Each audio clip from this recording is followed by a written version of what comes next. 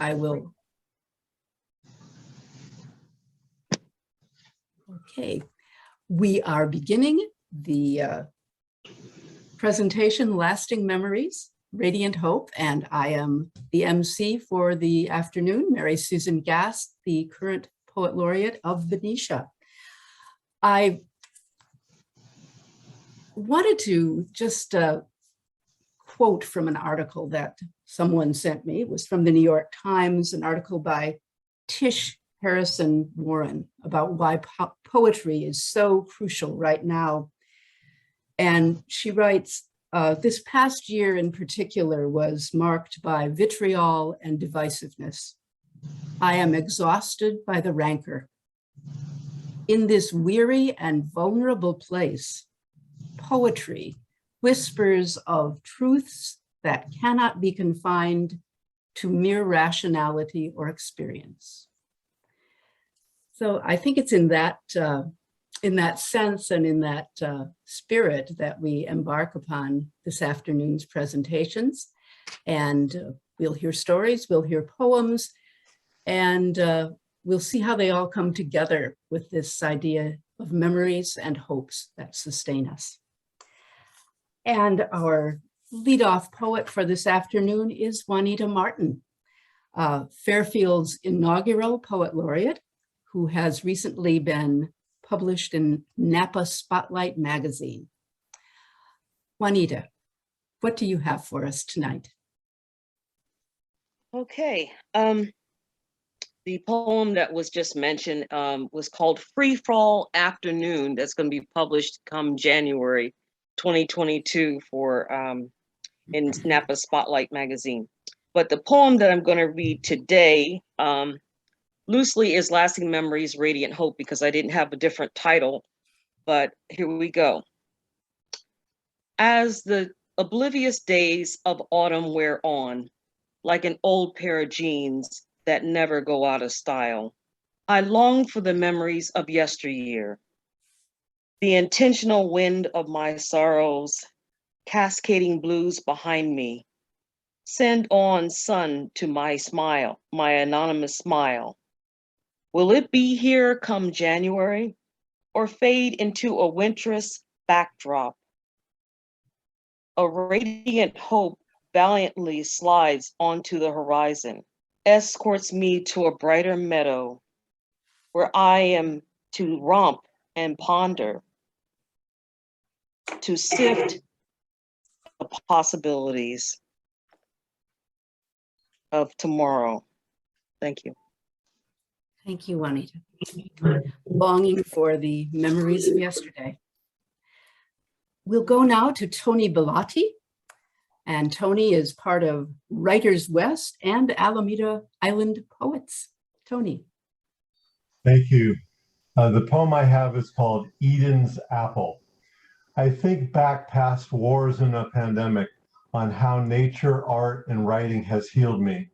Tears of ink, oil, and myrrh, balm for my youthful heart. Naive in its taste, longing for a mother's brush, like one that would caress my hair and mind.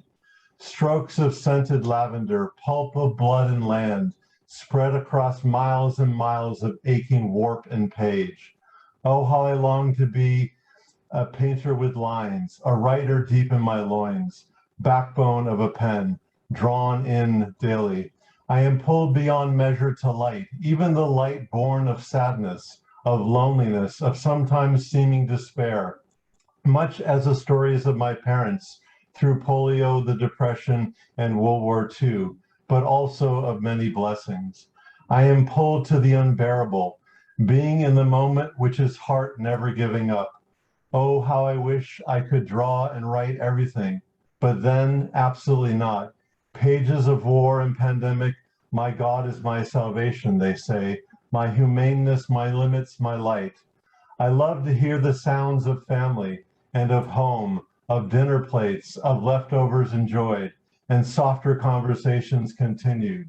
The echoes of a printer after writing this versus that, sitting down to arrest all fears. Once printed memories of war and pandemic are somehow embraced, paused in the moment, open to all things, mute of all feckless conjecture, a calmer moment of being noted and read by another, a chance to be known. Each day a new day, so many new days in isolation. More images and lines come, azure sky with sweeping, weeping wisps of clouds, giving direction to gulls so graceful along a path, walked, masked in quarantine. Early morning, perhaps sad yet slow, glad yet knowing, night has passed into light. It is now okay to begin. Hints of warmth, hues signaling ourselves, colors return to our eyes, hints of blood, no longer dark imagination only. Capacity for capillaries and corollaries begin to appear. With sunrise, veins and vanity sure to follow. Light allowed passing across the greatest arc of attitude, the sky. Compass of pi infinite, sun circling for soft tangerines of descent. Suddenly plumes of light plucked from the fruits of the gull's flight. Skin of Eden's apple released. Forebearer of all hope. Pronounced syllables and soliloquies revered. Who will welcome their coming? But you and I. Let us go now and forever to see, to greet, to embrace. Amen. Oh, thank you, Tony. What a sweeping prayer. Beautiful. Beautiful.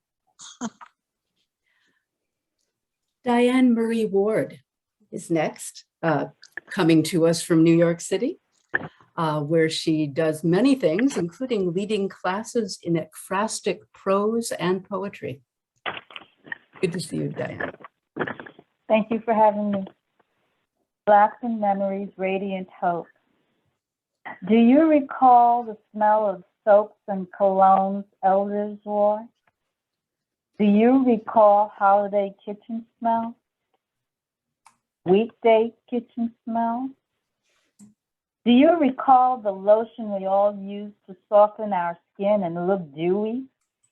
Because the television announcer convinced us that we did, and our eyes glazed over and began to believe it. So we were convinced that this stuff is good. Look, it works.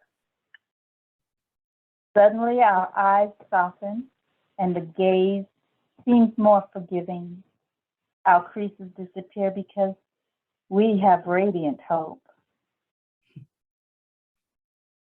It was the addition of beet juice and drinking more water and having a more positive outlook and getting rid of verbal assaultants quicker and reminding you of your mortality to say what you must now, not later.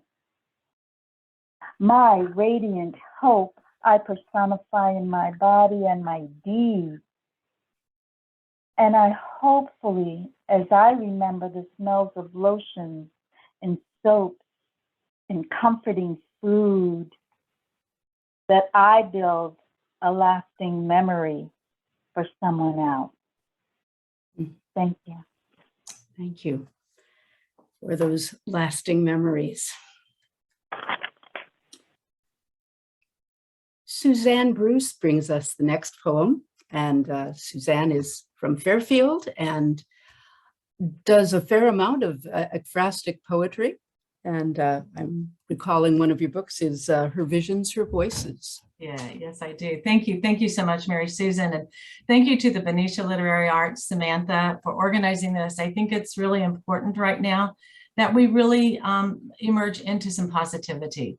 We've been through 18 months of hell, and we really need to start turning this around. I have two short poems. When I need to find hope and solace, I usually go to the ocean, and that's where you will see a lot of my writing coming from. The first one is Wonderment. Winter winds blow as ocean waves go wild in echoes of spellbinding sprays. Listen to the whisper of each pull as the sun snuggles into evening sleep. Simple views can quiet commercial clutter. Let go of hectic pressure, lifting attention tethered by hype and fluff. Reflection, renewal, revival, Ride the ebb and flow of stress and serene. Beyond sneaky shadows, seek that luxurious light that soothes uncertainty. Soar with exhilaration, bow to mystery in amazement. My second poem was one that I wrote right at the in the middle of the pandemic. And I think that as a society, I hope this is something we collectively can attain. Unity. It is in silence we heed breath, exhale years that have passed, feel heart's current rhythm. Like a rosebud opening to fullness, pause in reverence. It is in silence we reflect thoughts, perceive all beings like many beliefs, how diversity connects, and despite differences, inhale comfort, unconditional compassion. It is in silence we cherish this season, harmony of tradition and religion, giving and spiritual activity. It is in silence we realize how lambent joys become sacred treasures to celebrate the earth, sea, sky, day and night, to celebrate each other. In the silence, fabrics of faith weave brown, black, white, and rainbow prayers, songs and chants as hands holding blankets of tolerance, embracing unity, transcending into peace. Thank you so much. That recalling of how wonderful silence is to bring us together. Very, very important. Thank you. Lois Request will be our next presenter. Lois is a past poet laureate of Benicia. She also writes prose, and her latest book, I think, is Late Harvest Green. Thank you, Mary Susan. And it's nice to be here. I think I had a little trouble getting my head around my poetry and the theme of this, but I have one poem to read, and it's called A Dry Leaf. Picking up a rolled newspaper, slapping it against my leg, like Mother did, standing in that Idaho day, autumn surrounding her, dry leaves that once flew high at her feet. Memories surround me like old friends, something to hold on to. At 80, more past resides with me than present or future, as debris or treasure, regret or delight. Mistakes mix with lilting melodies, passion too intense to burn for long. Earlier, my sun swirled small at my feet, needing this or that. Today, self-sustaining, they tower above me. Where does the dry leaf go from here? Crushed, burned, guttered, or blown away, carried by the wind to an unimagined place, or perhaps it never lands, simply carried on the wind into the blue forever. Hints of the past following, sustaining the lift ever higher. Thank you. Thank you, Lois. The memories that swirl around. Deborah Schmidt is next. And Deborah is a flutist turned poet, we have learned, and has a new book just coming out, Stumbling into Grace. Deborah. Thank you, Mary Susan. What a wonderful way to enter December. My poem is called Winter Rains, California Greening. As the rains begin in earnest, after months of punishing drought and fire, I walk for the good of my soul in the native plant garden. The cool, humid air is spiced with duff. Here the growing things call on ancient encoded wisdom to gather rainfall, each in their own way. Coral bells funnel splashes to the hearts of their lobed leaves. Yarrow traps moisture with its feathery fronds. Narrow blades of fescue carry bands of droplets set like cabochons in a row bracelet. This town once turned its back on the creek, but young and old together have restored the bank, replanting natives, setting nesting boxes in the redwoods for tree wrens, sparrows, chickadees. Eagle Scouts made the wooden signs that line the gravel path, naming the plants in English and in Latin: pink currant, coffee berry, festuca, phacelia, frangula.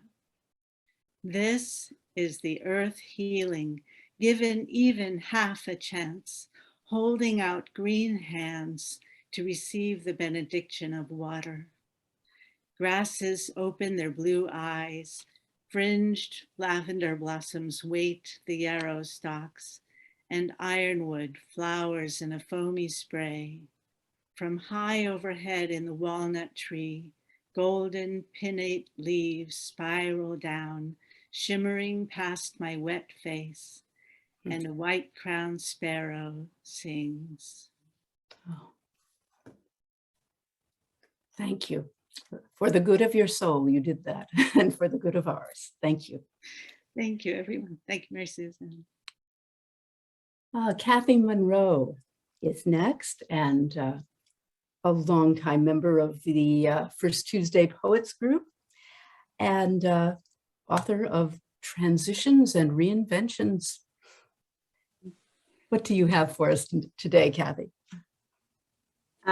Thank you very much for this opportunity to revisit some holiday memories, and I really appreciate it. This is a narrative poem I wrote 2 years ago, revisiting Christmas time in downtown Vallejo, and it's based on a ministry to the homeless, our friends on the street, as we called them, where a huge buffet breakfast, hot, was cooked every second Saturday, and there were place settings set out. There was live music. There was coats and blankets and sleeping bags and all manner of personal clothing there for them. And then eventually joined by other social service agencies over a period of 8 years, all shut down by COVID.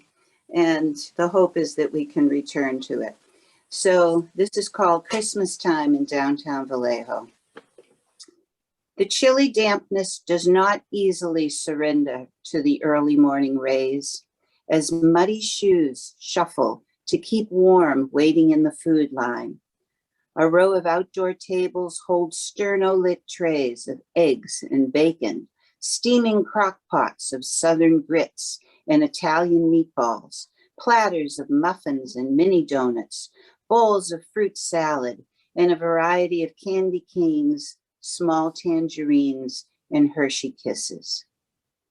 The upbeat friendliness of those who serve is returned by expressions of gratitude by most who hold out their paper plates.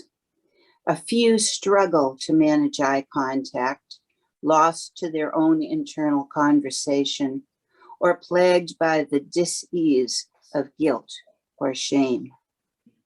Nearby, a bell choir rings their shiny brass instruments, producing sentimental strains of old favorites.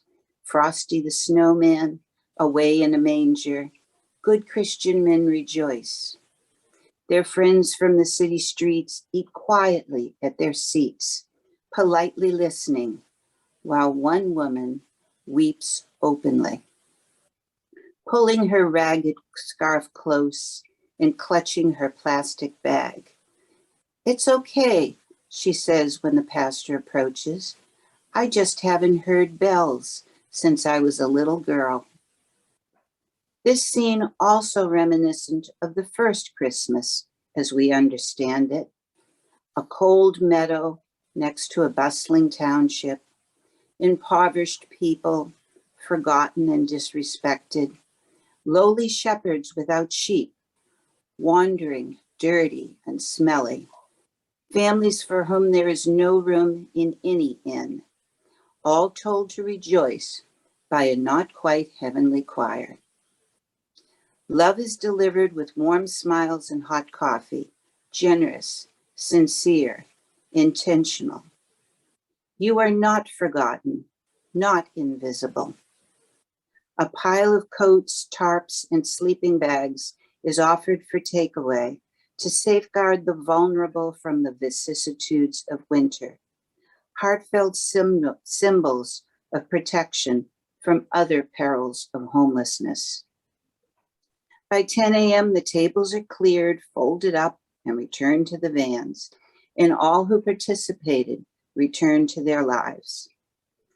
As together we wish for peace on earth, some will be warmer than others.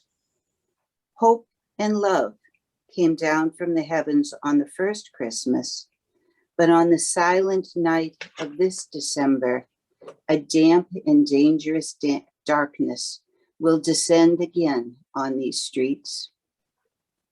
God rest ye merry, gentlemen. May a Christmas candle glimmer in your dreams. Oh. Thank you so much, Cathy.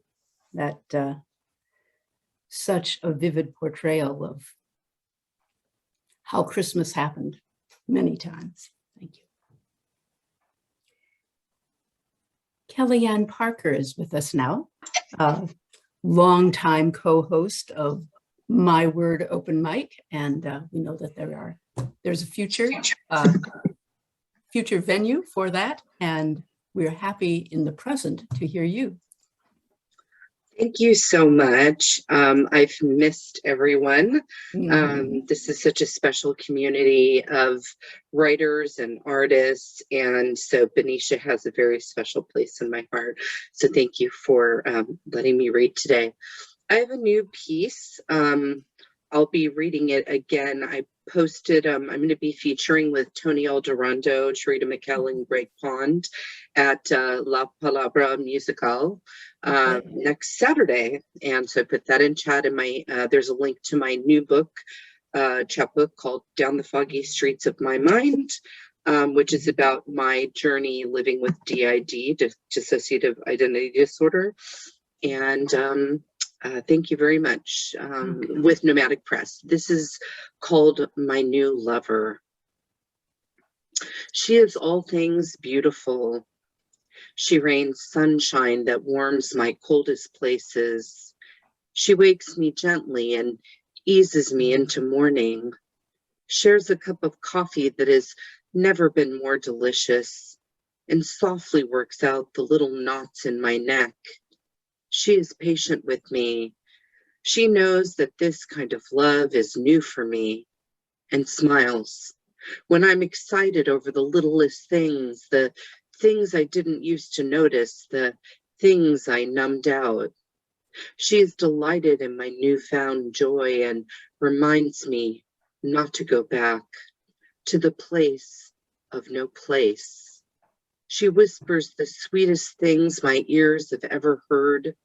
She loves me in a way I've never loved myself, loves me in a way that I didn't deserve until now. My lover is all things beauty, and her name is sobriety. Thank you. Thank you for sharing your delight and newfound joy so much. Johanna Li is a past poet laureate of Benicia, and her latest book is Postcards from a Dream. And we're very happy to hear from you tonight. Thank you, Mary Susan. Really happy to be here. You know, the holidays are supposed to be happy and full of joy, but as we all know, because we're all poets, it's not always that way. Actually, this theme was a little bit difficult for me because this past year has been as rough, if not rougher, than 2020. So here we go. I'm reading two poems. The first one is called Decorating the Christmas Tree. The tree whispers, bring me your memories. But this year I feel sad, decorating it with ornaments from the dead. A teddy bear sits nestled in pine needle branches, a stocking present from my mother, who spread her worn wings and flew away 28 years ago. An oak gall dangles and turns, painted red with tiny white dots. The gentle alcoholic artist, gone 22 years. The little felt stocking hangs in memory of my cat who died last spring. How she loved to watch the trees' twinkling lights, the fires dance. Up high near the top, a gold and silver bell that cannot ring, but if it could, would ring for you. 10 years after your death, your memory lingers, a sweet kiss. I whisper to the tree, not every dark space in my heart can be filled with light. Still, I hang the glass swan, the iridescent blue hummingbird, the golden sun embraced by a crescent moon. Beautiful ornaments given to me by friends and family who are alive, whose love shines in these branches as strands of twinkling lights become stars. Oh, Thank you. oh, thank you, Johanna. And I have one more, if that's okay. Oh, it is. It's called Ode to the Toyon Bush, and that's a bush that some people call California holly. And we have a lot of it growing in Benicia, especially in the Benicia State Park. Ode to the Toyon Bush. Oh, Toyon Bush, bright holly's twin, point the way to what has changed. Mourn the burned bamboo, the broken reeds, shrine of metal objects placed on scorched wood, as sweeter memories rust away in briny tides and autumn rain. Damp days are here, fog's low lament, lost egret's cry of summer spent. Oh, Toyon Bush, point the way to greener times as hope thrums forth on monarch wings. You who hum a winter song, make us strong with berries' blood, stain our lips the reddest rose. Thank you. Okay. Much appreciate the reality that not every dark space in my heart can be filled with light. Thank you. Hope, nevertheless. Mary Eichbauer, good to see you. Editor-in-chief at Benicia Literary Arts, and with a recently published book of poetry, After the Opera. What do you have for us today? Well, I have one poem dedicated to my son and his family, and it's called Nesting. You built the birdhouse together, father and son, hoping someone would move in.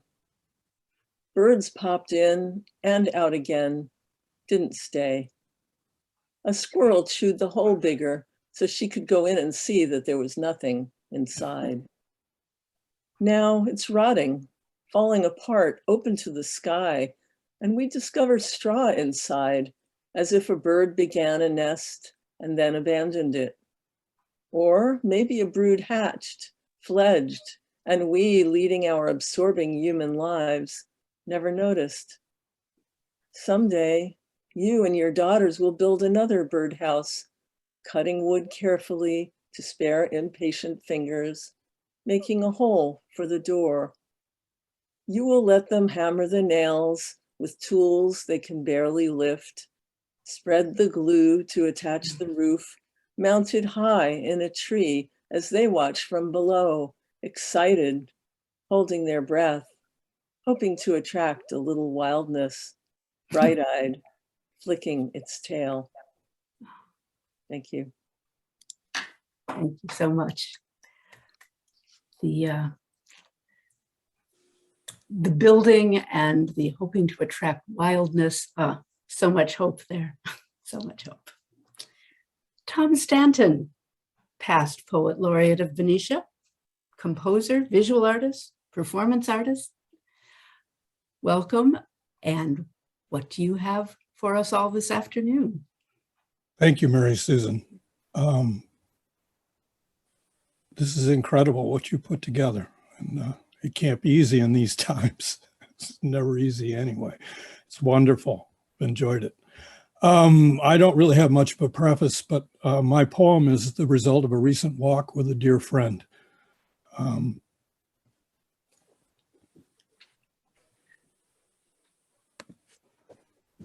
It's called A Bridge in the Fog. Sometimes practice paintings, like practice songs, become the mythic one. Everything following a perfect painting, with things well struck in, bold and simple, with memories reduced, filigree, details, suggestive, evidential. The beauty of this, like beauty itself, cannot be well predicted, and all and every that follows becomes a copy, some greater, some not so much. Each iteration a prayer, some answered, some not so much. The bridge of the painter, the bridge of the song, often where the heart lays.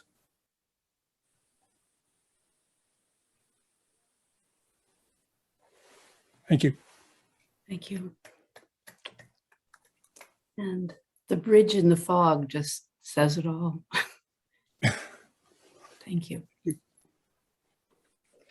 Cathy Dana, past poet laureate of Alameda and continuing host to Alameda poetry events and workshops that we are all invited to.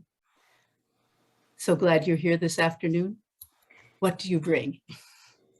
Thank you, Mary Susan. I just want to say that Johanna was the one that said our open mic, the Alameda Island Poets, was the friendliest open mic, but I got to say Benicia comes right next to us.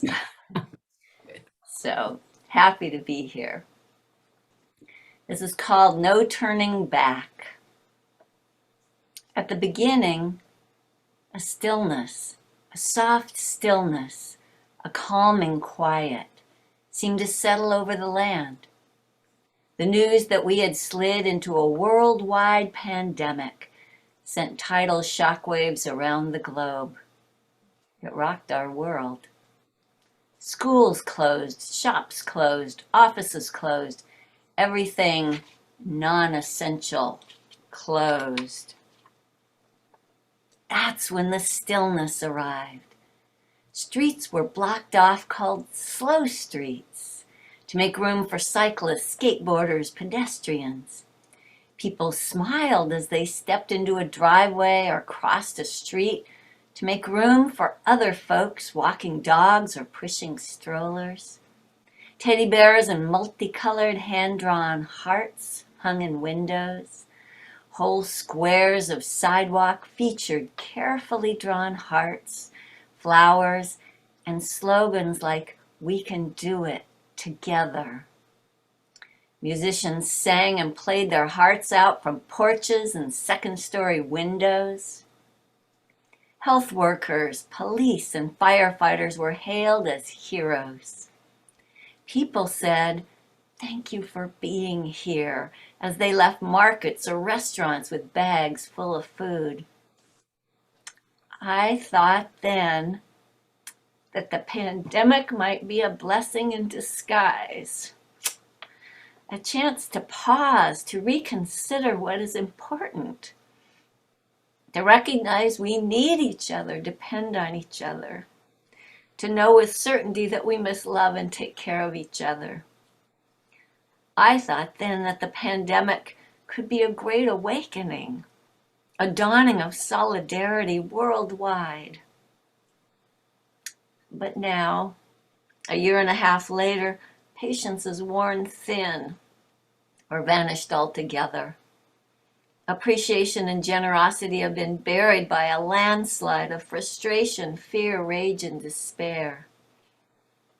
Desperation is on parade as cars, SUVs, and trucks race through intersections like machines of the apocalypse, drivers looking straight ahead, eyes glazed.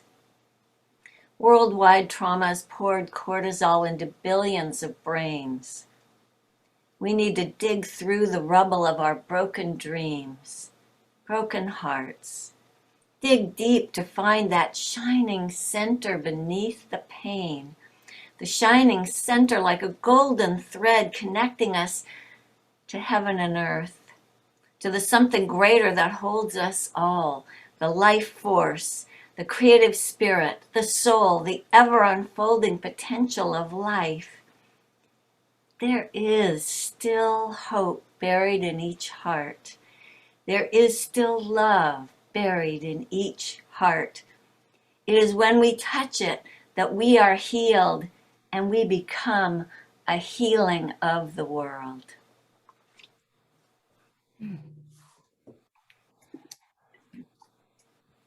Well, thank you for bringing so much hope, as well as some of those nurturing memories from the pandemic. Very, very, very much appreciated. Louise Moises with hat is here. Louise, as many of you know, is a very prolific poet and enjoys traveling with her cat in her RV, exploring out of the way places. Louise, what do you bring this afternoon? Thank you, Mary Susan, for gathering this amazing group of poets here. I'm feeling very honored to be among you. I too struggled with the theme, and every day since I signed up, I would write something, cross it out, throw it in the wastebasket. And finally, this morning on this gray, windy, rainy day, I became inspired.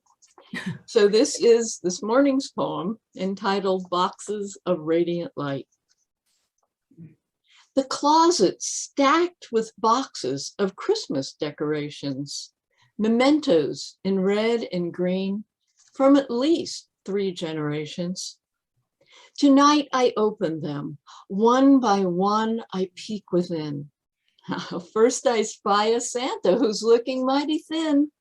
His stuffing has diminished, leaked right out through his aging seams. When he arrived 70 years ago, I would never have dreamed that he would outlast Mom, who sewed him on Christmas Day. That memory of her sitting there will never pass away. I find the bright red sled, the one carved by my dad, remembering that Christmas, one of the best ones we ever had. 3 reindeer painted gold with jewels upon their horns. Grandma decorated them 10 years before I was born. White batting on the table, the sleigh will cross the snow. I add the reindeer, the stag, the fawn, and finally the little doe. Santa sits and holds the reins made of silken ribbon, saved from a Christmas present that I was one year given. Tiny snowflakes cut from paper I scatter like a storm. Their odd shapes make me giggle. They never have conformed. My brother and I cut them one rainy winter day. They are so old and tattered, I thought they'd blown away. At the bottom of the first box are candles shaped like elves. They magically appeared one year on our December shelves. I suspect it was my father who thought them bright and cheering, not noticing how their little contorted faces all were leering. Each year, Dad would hide them in places all around, daring us to search and search until all the elves were found. The next box holds the ornaments to hang upon the tree. Each bauble holds a precious memory for me. Tiny red felt stockings I hold up to the light. Envision my children's faces beaming with delight. They have their own children now, living far, far from here. I miss them every day, but especially at this time of year. Glass twisted candy canes, balls of red, silver, green, and gold, wrapped in crinkled newspaper with stories that are old. Here's one from 1950, the year my brother was born. This piece, all brown and frayed, holds a dangling tinny horn. Dancing clowns and singing birds all waiting to be hung. Beads whose string has broken will have to be restrung. Now that my ornaments are all hung upon my little pine, I place the miniature nutcrackers in a regimental line. The Christmas books I stack on the table next to me, the tales that once reverberated around the Christmas tree. This year, I'll read them with a friend. You see, we're both alone. We'll toast each other with some nog and maybe share a scone. The last box is marked fragile in old and faded ink. Time has passed so quickly, it seems I've only blinked. The first year we were married so many years ago, my godmother gave me these figures so lovingly bestowed. 4 sheep, a cow, a camel, and a donkey that Mary rode. Mary, Joseph, and Jesus, and their little wooden abode. 2 shepherds with their crooks, an angel and a star, and 3 elegant wise men who journeyed from afar. I place them on the mantle, surround them with tiny lights. A glow from their illumination will brighten up my nights. My godmother passed 50 years ago. My husband gone for 4. I'm hoping that these figures will last for many more. The boxes all are empty. I've poured a glass of wine. I sit surrounded by memories, which really is quite fine. For memories sustain us. It means that we've survived. I sit before the fire, most grateful to be alive. On Christmas morn, the phone will ring a dozen times or more. Family from across the country, singing wishes by the score. Before tonight, I'll dream of those Christmases of the past, to light my night with radiance that through the year will last. Thank you. Thank you for taking us into your mementos and memories that are so universal and so specific. Oh, wonderful. Roger Straw. Many of us in Benicia know Roger as the editor of the Benicia Independent in his non-poetic writing, but I believe you have a poem for us today. that I do. I have struggled through the pandemic and well before that.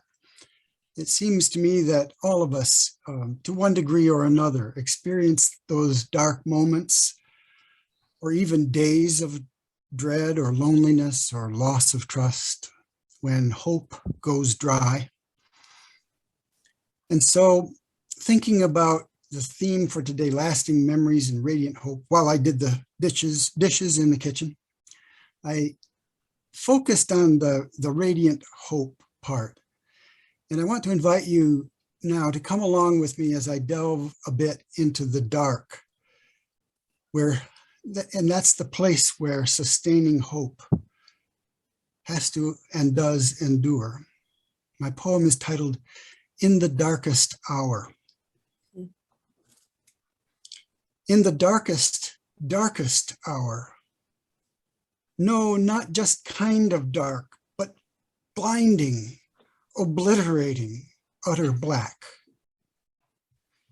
In the darkest hour of my endurance, of my fear, of my despair.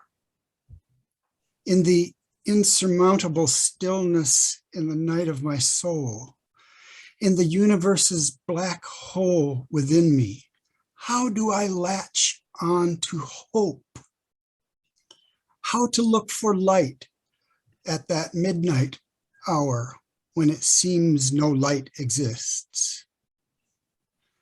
Are there pinpricks of stars within or without, signaling that morning will be, that darkness may serve as preparation somehow for more, for life anew, for trust, for a shimmer of joy?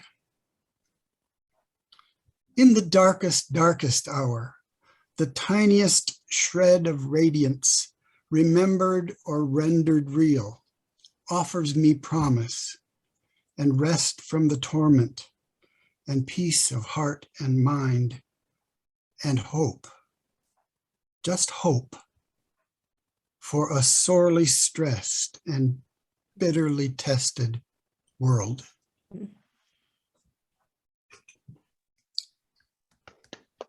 Oh, thank you, Roger.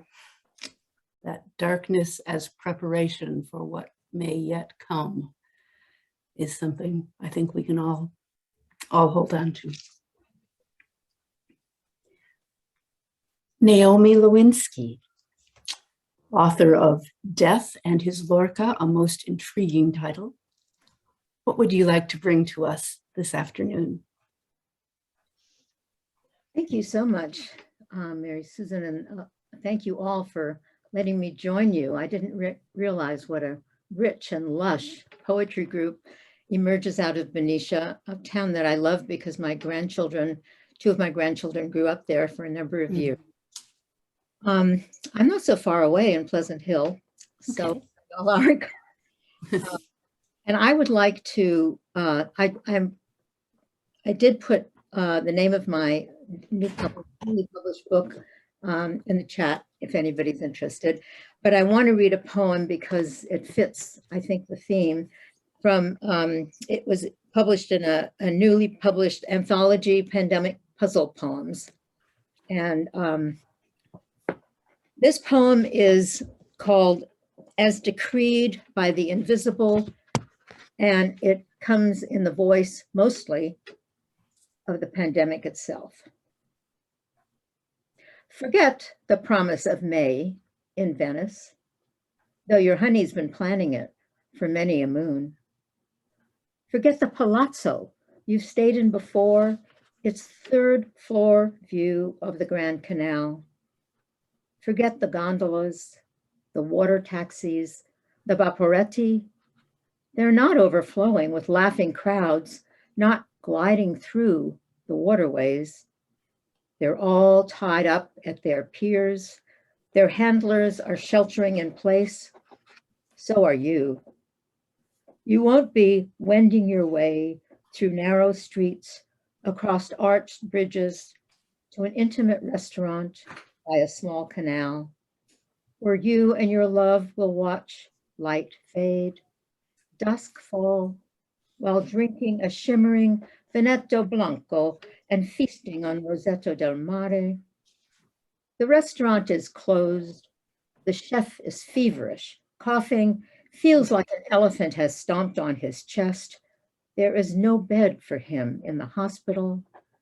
The air is heavy laden with the agony I see. I, who can't be seen, though I'm running the show, though I wear a golden crown, a halo, a corona, though I shake the leaves, whip up the air that belongs to us all, passes through lungs, into bloodstreams and trees, into everything that is, including me.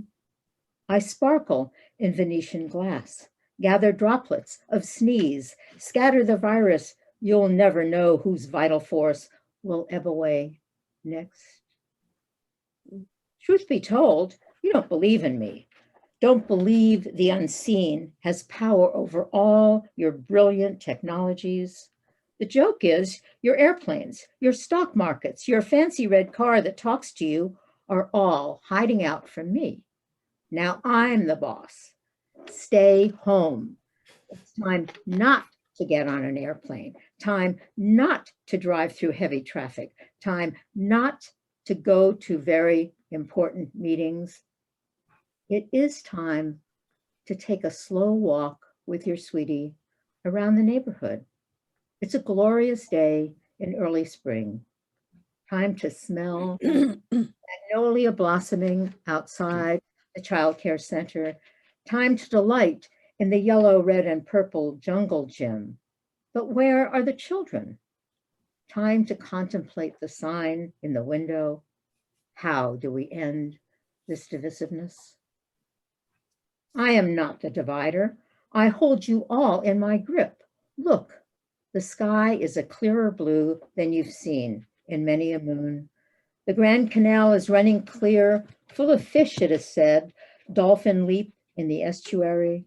I give you time to sit in your yellow velvet chair, to visit with the dark-skinned bride you helped dress in a dream. She wanted a slinky, tight white gown through which her skin would glow. This gorgeous visitor from the unseen has come to help you see joy in terrible times. You wonder, where is the groom? She says, you're breathing. The unseen beloved is in your lungs, is in your heart, is everywhere.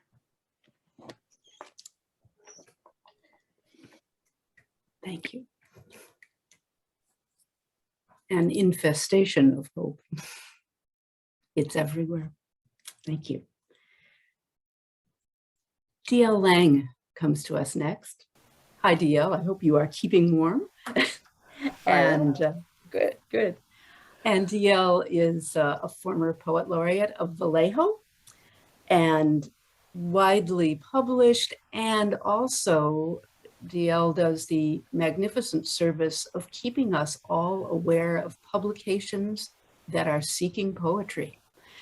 And that is a gargantuan task, and we really appreciate your doing that, as well as appreciating your poetry. So what do you have for us this afternoon? Well, thank you very much, Mary Susan. Happy holidays, everybody. In thinking about the theme, I realized that it's participation in my synagogue community that springs forth both radiant hope and many lasting memories within me. So in that spirit, I'll be reading a poem inspired by celebrating Hanukkah this year. It's called Hanukkah Shabbat. On this cold and wintry night, we all gathered outside, 'neath the glowing Hanukkah lights. We sit here marking time, embraced by the divine. In the winter air, the candles kiss, as our hearts overflow with bliss. This evening's breeze feels chilly, but our souls are warmed by community. Melodies dance upon our tongues. This holy joy has just begun. Our spirits become elevated as harmonies leave us all elated. Our voices pirouette among constellations, sparking memories of past celebrations. As our gentle prayers rise up, Only love shall fill our cup. We nosh on donuts so sweet, but being together is the real treat that we feel grateful for each week. For the camaraderie can't be beat. Thank you. Thank you. And that contrast of marking time and being embraced by the divine helps those of us who do not have much patience. Thank you. Dan Williams joins us now from the Sierra, and Dan describes himself as a poet of the Sierra Nevada range. He's also a nominee for the Pushcart Prize in Poetry. So what do you bring us today, Dan? Can you hear me okay? I can. Okay. Thank you very much, Mary Susan, and the poets of Benicia, and all these wonderful poet laureates, and all the poets who brought these rich and scintillant words to this particular joyous season. In regards to that, I felt rather sad this year for obvious reasons. I think we all have. And looking at the theme today of precious memories, I think about a particular Christmas Eve that we had at home, and the way that it was able to overcome sadness and actually create joy. This poem is entitled A Child's Christmas in Stockton, or a Visit from St. Nick. Fog. Fog and a problem. Only this time, the fog helped solve the problem. Childhood is no fun when you are 12. Your little sister is 5, and you have to tell her there is no Santa Claus. On this fog-bound day of a Stockton Christmas Eve, my father was depressed because his job making water coolers had vanished in the mists. Took to his bed. My uncle, a security guard for Georgia Pacific, came to spend Christmas and cheer him up. My brother Floyd, stationed at Vandenberg Air Force Base, and of course that jolly old elf himself, all came together in Stockton's fog one Christmas Eve. I won't tell you how my mother baked pies, stuffed a turkey, and wrapped presents, but still, my father's mood only worsened. I won't tell you how me and my little sister Phoebe decided to stay up all night to watch for Santa, because I knew he wouldn't be there. And then she'd know without me having to say so.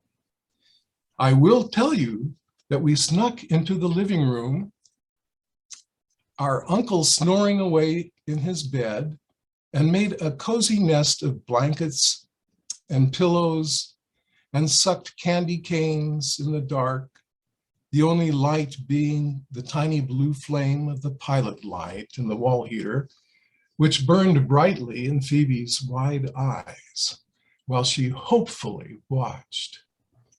Our Christmas tree, all shiny with tinsel, looked forlorn in front of a window full of nighttime fog. Phoebe and I had just fallen asleep in each other's arms when we were awakened by our uncle in his boxer shorts, tiptoeing toward the front door. Then we heard a thumping noise outside.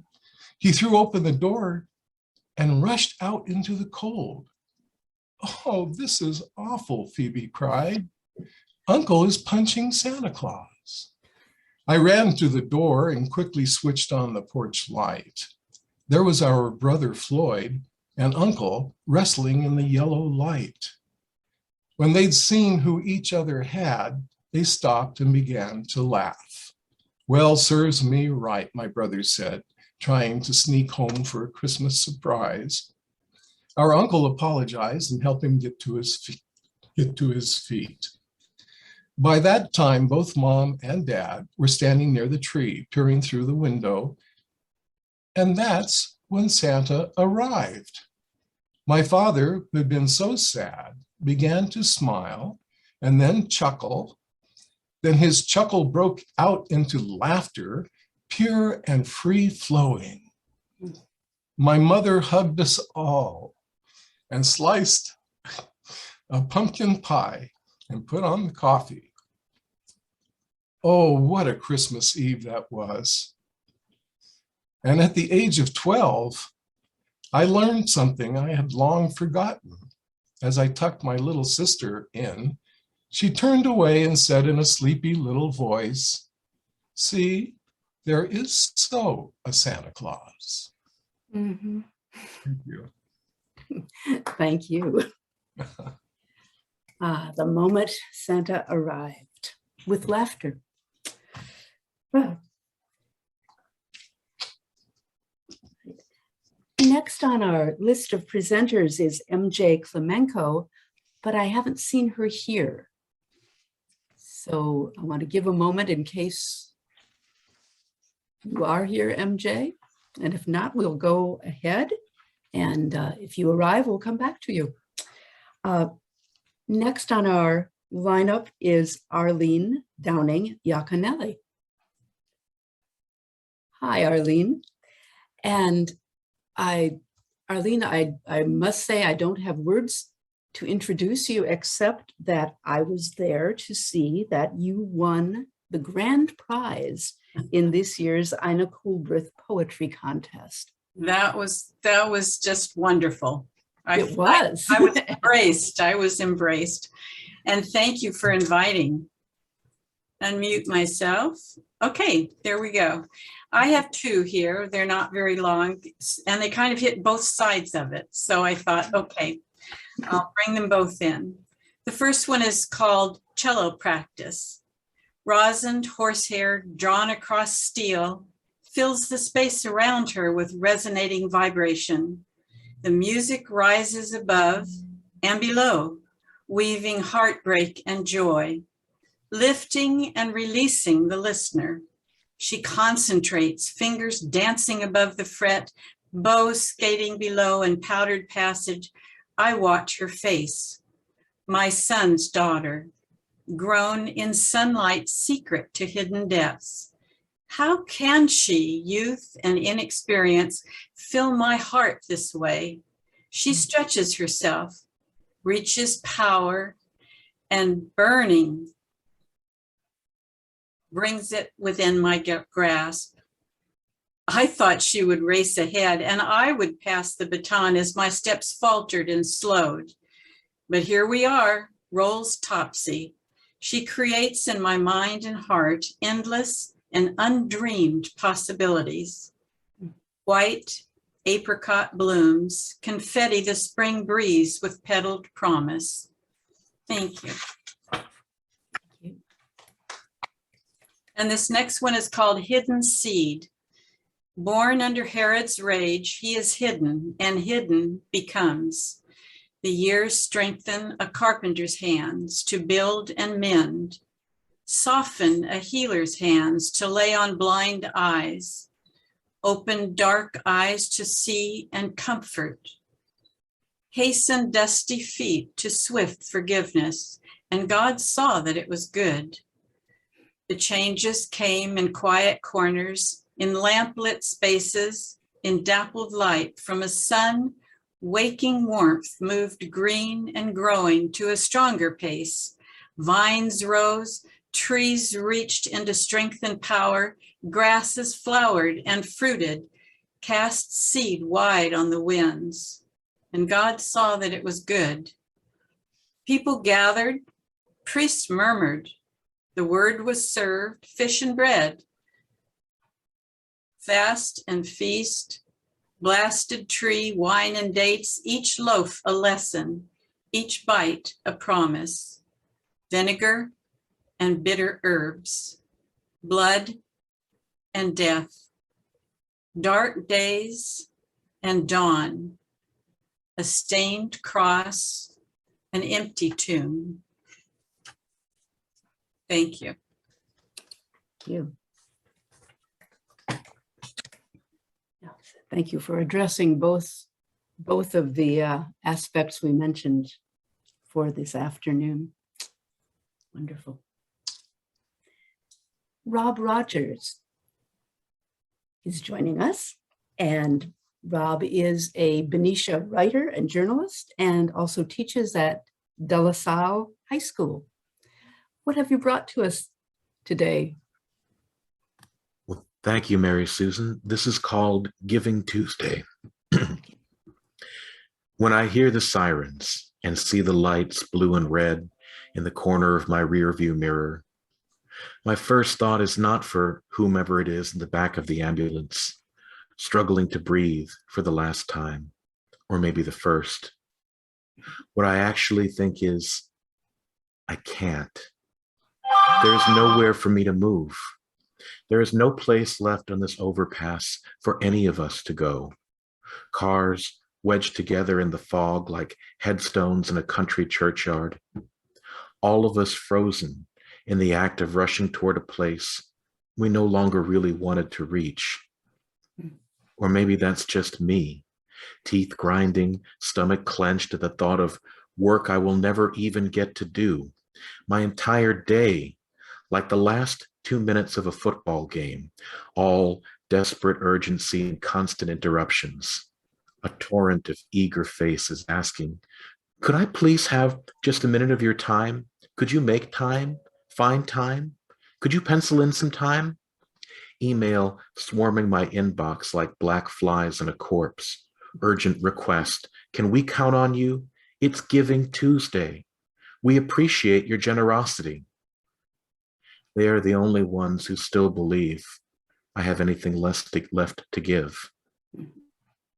And then I see them, lights, red and blue, gliding without sound through a channel that was not and could not have been there seconds before, an unzippered traffic jam, a miracle. The ambulance moving past me now, a bodyguard edging its way through the crowd, shepherding its passengers toward whatever waits for them on the other side. Light always finds a way. Oh. Thank you for bringing us to that point through the desperate urgency and constant interruptions. Wow. All right. Now we would turn next to Genea Brice, but I have not seen you here either, Genea. I'll give you a moment in case you are going to materialize. And if not, we will make note of that. And if you join us a little later, we'll come back. We'll go next then to Mary Lindberg. Hi, Mary. Hi, you can hear me? Yes. Okay. Thank you very much for this opportunity. I'm going to read a poem called The Rage of Alexander. Salzburg, Austria, 1787 and 1987. Sorry, it should be the other way around. From the domed sky ceiling in the Mozarteum concert salon, a frescoed Alexander the Great stares wide-eyed at patterned parquet floors. A long-haired violinist sways before tall windows, mirrored walls, where Mozart once stood. Violin bows, strings touch, tremble to tune up. Along the walls, gold leaf tumbles out of candlelit sconces. Mozart arrives, smiling. His new white wig slips as he bows to the audience, chamber musicians. Baton raised, he nods to the violinist. Candlelit chandeliers flash reflected prisms that scatter like swirling stars. Mozart rolls up laced sleeves, his wig half crooked, draws his Eine kleine Nacht music like a ball of silk from instruments, musicians. Intent on conducting, Mozart doesn't see Alexander squirm, nor how a dark rage spreads across the conqueror's face, as the music confirms his fears that this short, bewigged genius will enthrall listeners for centuries, while his far-flung conquests dwindle in obscure, dusty books. Thank you. The hope for and the memory of the triumph of artistry over conquest. Very, very profound. Thank you. Gail Wasserman joins us tonight, or this evening, this afternoon, whatever time of day we're in. And do we have Gail? Yes, I'm here. Okay, good. This is really, I'm a lyricist more, and it's a poem also. It was written for my dear friend who I met at Barnard College. Hey, quiet. Called Memory Lane. We were very dear friends for over 40 years, and she passed away, and I wrote this for her to have as my last time that I talked to her. Was also made into a song, which wasn't under consideration for a while with Hallmark. Anyway, Memory Lane, and her name is Hala Kleinman Smith. Memory Lane, taking a trip down memory lane, so many pictures to frame. Freshman year in Reed Hall, the mural I painted on John Jay Wall. Friday nights at Westside Jazz Bar, filling up with Cuban food and sangria. Taking a trip down memory lane, so many pictures to frame. Images withstanding the passage of time, never to leave that heart of mine. In July, you'd come to visit my family, waiting with your cello at the Park Street trolley. Then off we go on the choppy sea to paint the Nantucket scenery. Taking a trip down memory lane, so many pictures to frame. Images withstanding the passage of time, never to leave that heart of mine. One of life's most precious gifts, our enduring friendship. Taking a trip down memory lane, so many pictures to frame. Images withstanding the passage of time, never to leave that heart of mine, never to leave that heart of mine. Thank you so much. I think you speak so well of your friend and of the ways that those pictures just stay with us. And I think we can all understand that. Wonderful. Thank you. Okay. We will turn next to Melody Anderson-Brumidis from Vallejo. And she is returning back to poetry after a 35-year break. So good to have you with us this afternoon. Great, thank you. My poem is called Aunt Polly. My Aunt Polly visits with us spiritually, where my sister and I discuss poems for her collection. The tree stood out and glowed so bright. Indeed, it was an autumn sight, from Aunt Polly's poem, Early Fall.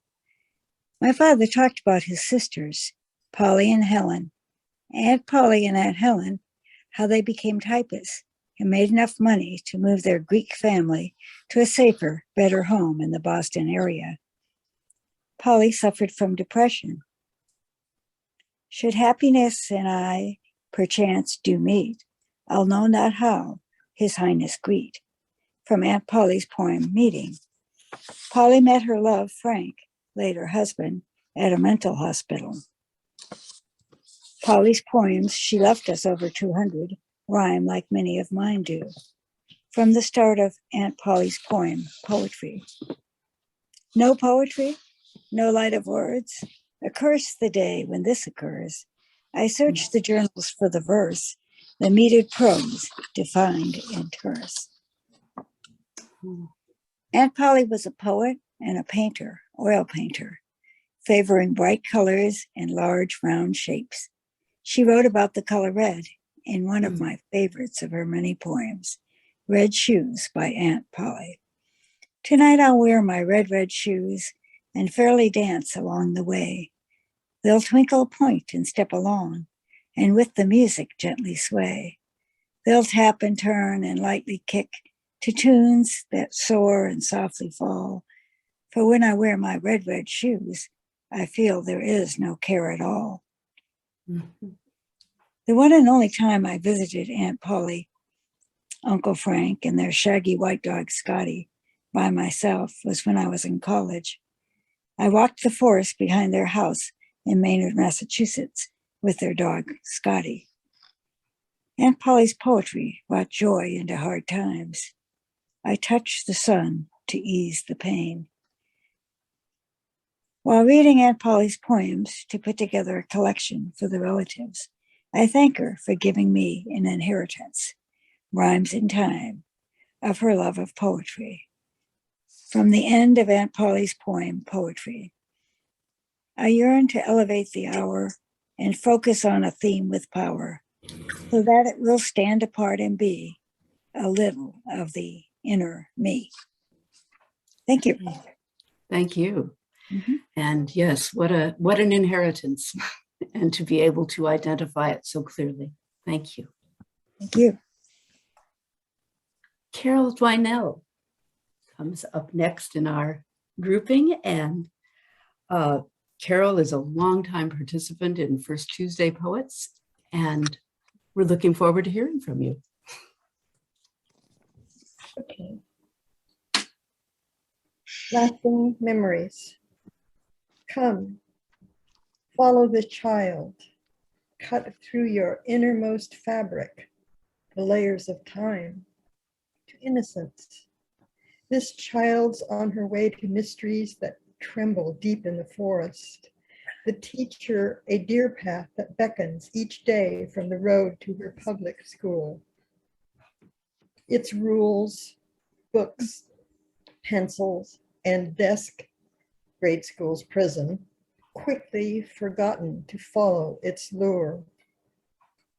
Vast lessons here in the hidden ravine, giant ferns, cedar, silent catch pools, eternal. Follow her, this child, down the needle-dressed earth path. And went underneath there, started touching the feet. No. Jacket of fog to conceal pursuit, showing only your breath paths, puffs, fading commas hung on the air to mark where you step. Look, a hummingbird's thimbled nest, woven of horsehair, thistles, and lichen trim, miniature eggs waiting to speak.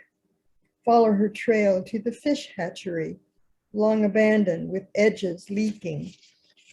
Broad side ponds for frog homes and tadpoles, breakfast for ancient trout, who take grapes from her fingers and know friend from foe.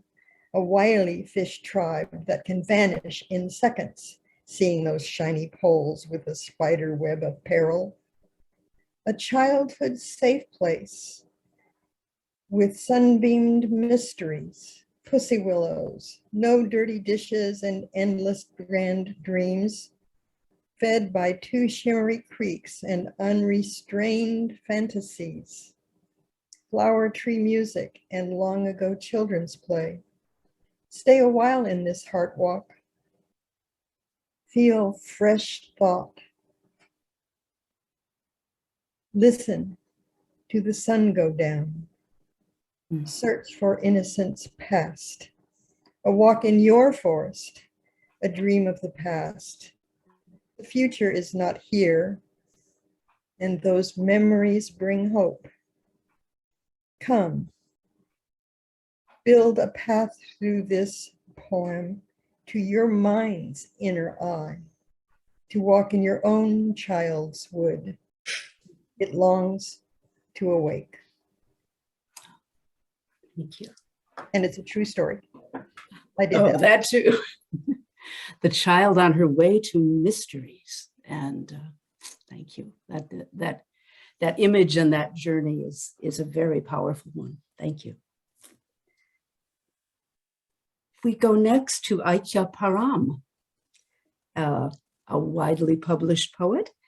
And I was just reading about you that you have a background in outreach to prisoners. And I'm intrigued by how all that may come together. So what do you have for us this afternoon, Aikya? This is a short piece, and it's prose. I wish I could transform it into a poem instantly, but we have memories that are not always in poetry. It will be what it is. Before photography took over advertising, artists created illustrations for ads in newspapers and magazines. In the late 40s, that's what my father did for a living. It made him a working artist in a community of them in New York City. A couple of his friends created the glorious Fifth Avenue department store windows at Christmas time. My artist father almost never created art for our home, except at Christmas time. We always had a big Christmas tree, at least 6 feet tall. He'd spend hours carefully arranging the lights and hanging the shiny glass ornaments. He would not allow anyone to help, except minimally. I was allowed to add one thing, and angels were my favorite. We were Catholic, so we had a creche, a home display showing all the characters in Jesus' birth story. My father's display was an exuberant expression of his devotion, an extravaganza. He purchased figurines of Mary, Joseph, baby Jesus in the manger, the shepherds and their sheep, the three kings, and of course, the Christmas angel. He repainted them so the colors were more subtle, added gold, and made them even more beautiful. Every year, he created an entire new nativity scene for our living room. Never mind that it probably didn't snow in Bethlehem. It snowed where we lived, and the snow challenged my father. He used cotton, of course. One year, a paste made from laundry soap powder provided the snow. Because we didn't use our fireplace, he could put the creche at the base of it. One year, he made a large star, almost 3 feet in diameter, out of folded gold foil paper to hang above it. Whenever I do any decorating for this holiday, I remember this expression of my father's love. Thank you for that wonderful story and the way it carries you through with that expression of love. Great. All right, I'm looking for another person in a Santa hat. Becky Bishop White of Benicia, who among many, many other things has also been the coordinator for the Benicia Love Poetry Contest, which will be coming up again for next year, very soon. What do you bring us this afternoon, Becky? This is a poem that I wrote in 2017. I dusted it off and revised it a little bit. It just seemed to fit the theme, and so I'm going to read it now. And if you wish, if you're so inclined, close your eyes and imagine as I tell the tale of the animals' festival. In the deep winter homes of the sleeping, the bear, the bat, the box turtle deep in mud. Do they dream of a tree with cheerful lights, A star from afar, mysteriously on top. Images of themselves, perhaps, in shiny gold and silver, dangling from ribbons on the branches, improbably, impossibly, among a jolly man with a beard, and angels, and a child's macaroni gilded bell. And under it all, paper wrapped items with ribbon and tags, and could they guess what inside? Perhaps something to eat, they might think. They would probably think, if they could wake and stand under the lamppost and gaze inside with wonder, wondering at the wildness of it all. Thank you. Thank you. Thank you for that unique perspective and take on what it is that happens around this season. Thank you. We are, I think, at the end of our lineup of poets and storytellers for this afternoon. But because I am a very fallible MC, I must check to make sure that I haven't inadvertently skipped over someone who was in the lineup and is still waiting to be called on. I will wait to see if there's any echoing, any reverberation. Okay. I want to end with one poem by me, but before that, there's a quote by Albert Schweitzer that kind of inspired me as I was pulling this together. And he writes, "At times our own light goes out and is rekindled by a spark from another. Each of us has cause to think with deep gratitude of those who have lighted the flame within us." I heard a lot of that this afternoon in your poems and in your stories, and I'm very grateful for it. My poem that we'll end with is dedicated to all of you who find hope, who retain and pass on memories, and who somehow break through the difficulties of the current time. It's entitled "Great Light Among Us."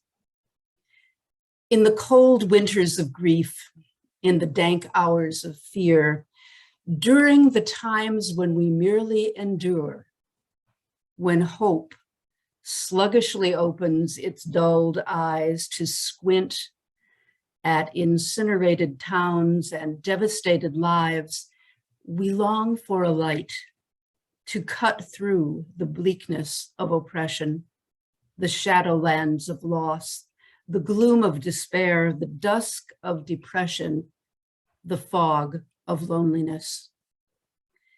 The prophet Isaiah spoke of a great light that will shine when a fire is made of all the implements of war, all the machinery of injustice, all the barbs of cruelty, all the frost of indifference. And its blaze will fill the skies with light as outlandishly brilliant as the aurora borealis, with warmth as sustaining and unquenchable as a child's trust or a parent's devotion. You who bring compassion, courage, and relentless commitment to bear on this planet and its people. You who bring acts of artistry and nurture to bear on the human condition in all its glory and particularity.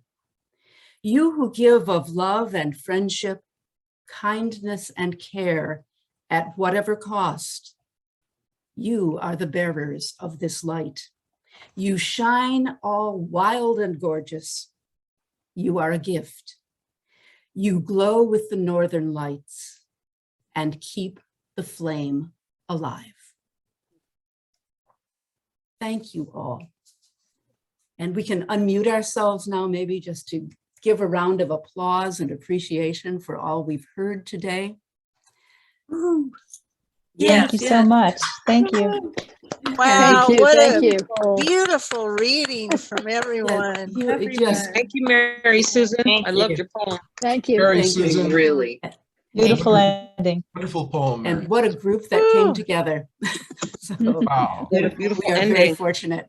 Thank you, Mary Susan. Yes, Thank you very Thank much. you all. Thank Thank you all. Today very was much. a gift. You're right, Kellyanne. It was a gift. Amen. Yes, yes, Right yes. there. And I was struck by how many of us were struggling as we confronted this theme, and really appreciate your going deep into memory and deep into hope. And it was wonderful. I will let you know that the recording of this event will be posted on the website of Benicia Literary Arts. Yay. You can go there to find it, or I can send out the link, which I will do. So with all of us together for this afternoon, I hope we will go forth replenished. I know I will. And much love to you all.